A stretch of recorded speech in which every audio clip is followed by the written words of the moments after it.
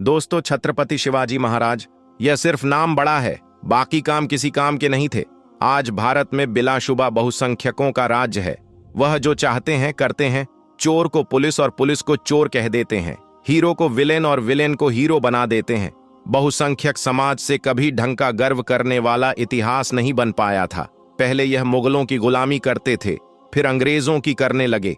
अब जब पावर में आए हैं तब अपने शर्मिंदगी से सर झुका देने वाले इतिहास को मिटाकर झूठा गर्व करने वाला इतिहास लिखने लगे हैं। भले ही आज हिंदू समाज अपने मुताबिक इतिहास को बदल रहा हो, मगर सच्चा इतिहास और औरंगजेब कभी उनका पीछा नहीं छोड़ने वाले। आज की इस खास वीडियो में मैं आपको शिवाजी के उन पहलुओं के बारे में बताऊंगा जिनको सुनकर आप भी सोचने पर मजबूर हो जाओगे कि आखिर किस बात के लिए शिवाजी के नाम पर इतना उछला जा रहा है। दोस्तों, 1658 में औरंगजेब मुगल सल्तनत का बादशाह बनता है। इस वक्त मुगल सल्तनत थोड़ी कमजोर हालत में थी। इसी वक्त महाराष्ट्र की तरफ मराठों का भी उदय हो रहा होता है और कमान शिवाजी के हाथ में होती है।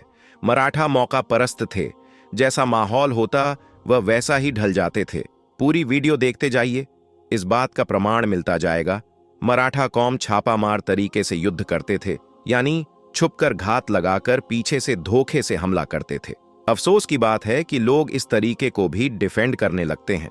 यही काम अगर मुगल करते तो आज लोग मुगलों को धोखेबाज डरपोक कहते नहीं थकते। 1660 के आसपास शिवाजी मुगल सल्तनत के कई इलाकों पर रात में छुपकर हमला करने लगे और वहां लूटपाट मचाने लगे। ये बात जब औरंगजेब को पता चली तो उन्होंने शाहिस्ता खान को शिवाजी को कंट्रोल करने के लिए साउथ में भेज दिया। 1663 में शाहिस्ता खान ने मराठों को बड़ी आसानी से हरा दिया, जिससे मराठों को काफी नुकसान हुआ। यहां तक कि शाहिस्ता खान ने शिवाजी के उस लाल महल को भी शिवाजी से छीन लिया जहां वो रहते थे। बाद में इसी लाल महल में जब शाहिस्ता खान सो रहे थे, तब शिवाजी ने अपने 400-500 सैनिकों के साथ रात के अंधेरे में महल में सो रहे लोगों पर हमला कर दिया। सैकड़ों लोगों को मार दिया गया, जिसमें महिलाएं और बच्चे भी शामिल थे। शाहिस्ता खान किसी तरह अपनी जान बचाकर वहां से भागने में कामयाब रहे।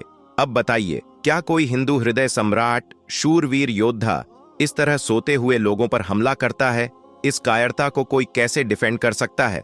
एक बात याद रखिए, मराठा कभी भी औरंगजेब का टारगेट नहीं थे, बल्कि औरंगजेब दक्षिण की बीजापुर और गोलकुंडा रियासतों को फतह करना चाहते थे। मगर इस रास्ते में मराठा बार बार छेड़खानी कर रहे थे। इसी वजह से कभी कभी मुगलों को मराठों से भी लड़ना पड़ रहा था। कई इतिहासकारों ने शिवाजी को लुटेरा भी कहा है, क्योंकि मराठा अक्सर अपने आसपास के कबीलों को लूट लिया करते थे। एक बड़ी घटना सूरत की लूट है। सन 1664 में शिवाजी ने सूरत में भयंकर लूटपाट मचाई थी। उस वक्त सूरत आर्थिक दृष्टि से काफी मजबूत शहर था। शिवाजी ने वहां छापामार तरीके से रात में हमला किया और कई गोदामों और वहां के आवाम के घरों को लूट लिया, जिसमें ज्यादातर लोग हिंदू समाज से थे। अब आप ही बताइए, इसे किस नजरिए से देखा जाए? लोग इसे भी यह कहकर डिफेंड करने लगते हैं कि शिवाजी ने सिर्फ मुगलों को लूटा था। अब लूट तो लूट ही होती है, किसी को भी लूटो। ऊपर से हिंदू हृदय सम्राट इस तरह लूटपाट करता, अच्छा थोड़ी ना लगता है मराठा इसके बाद भी नहीं रुके। 1670 में एक बार फिर मराठों ने शिवाजी की कमान में सूरत पर छापेमारी की और फिर से सूरत को लूट लिया। सूरत की 1664 की लूट के बाद और शाहिस्ता खान पर शिवाजी के हमले के बाद शिवाजी औरंगजेब के टारगेट पर आ गए थे। औरंगजेब और शिवाजी का कोई कंपैरिजन नहीं था। कहां पूरे भारत का बादशाह और कहां एक छोटी सी रियासत का राजा।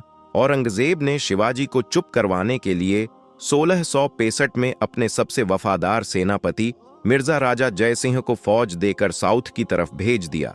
मराठा मुगल फौज को देखते ही समझ गए थे कि इनसे युद्ध किया तो जान भी जाएगी और रियासत भी। मिर्जा राजा जयसिंह शिवाजी के पुरंदर किले को घेर लेते हैं और शिवाजी को वार्निंग देते हैं कि शिवाजी सरेंडर कर दो, नहीं तो मारे जाओगे, कोई रास्ता नहीं है बचने का। अब हिंदू हृदय सम्राट होने के नाते होना तो यह चाहिए था कि शिवाजी कहते कि हम मुगलों के आगे कभी नहीं झुकेंगे, हम हिंदू हैं, अपनी जान दे देंगे मगर घुटने नहीं टेकेंगे।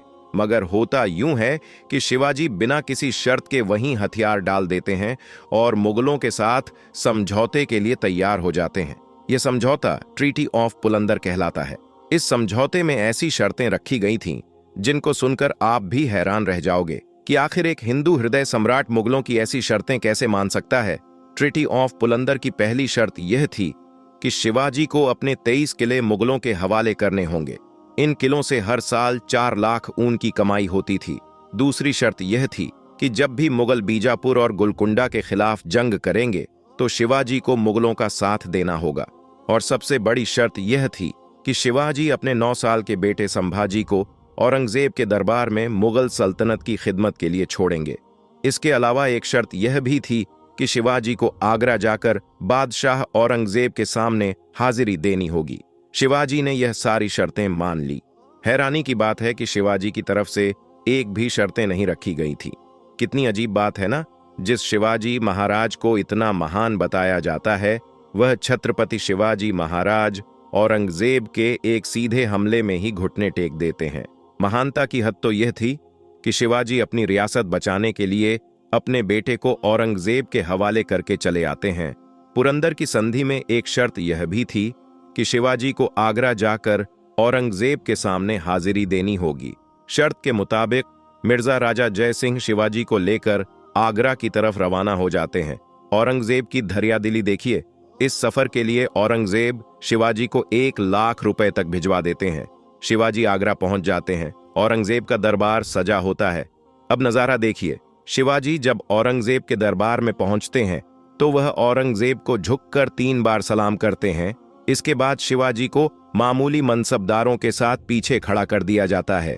इस बर्ताव से शिवाजी भड़क जाते हैं और मिर्जा जय सिंह से झगड़ा करने लगते हैं कि मैं कोई मामूली मनसबदार नहीं हूं, मैं मराठा राजा हूं, मैं यह अपमान सहन नहीं करूंगा। शिवाजी की तेज आवाज औरंगजेब के कानों में पड़ जाती है। अपनी शान में गुस्ताखी के 22 औरंगजेब शिवाजी को कैद करवा देते हैं। शिवाजी को थोड़ा पछतावा होता है, मगर शिवाजी कुछ दिनों के बाद औरंगजेब की कैद से भाग निकलते हैं और सीधे दक्कन यानी आज के महाराष्ट्र में जा पहुंचते हैं।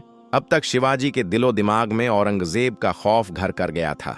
इसी वजह से शिवाजी ने मुगलों से बच के रहने के लिए औरंगजेब को खत लिखा और कहा कि बादशाह हिंदुस्तान मुझे माफ कर दीजिए, मैं दोबारा ऐसी गलती नहीं करूंगा, यानी मुगलों से लड़ने की कोशिश नहीं करूंगा। यह थे छत्रपति शिवाजी महाराज, जिन्होंने औरंगजेब को माफीनामा तक लिखा था। औरंगजेब ने भी शिवाजी को माफ कर दिया और उनको एक आजाद हुक्मरान मान लिया। साथ ही शिवाजी को राजा की उपाधि भी देते हैं।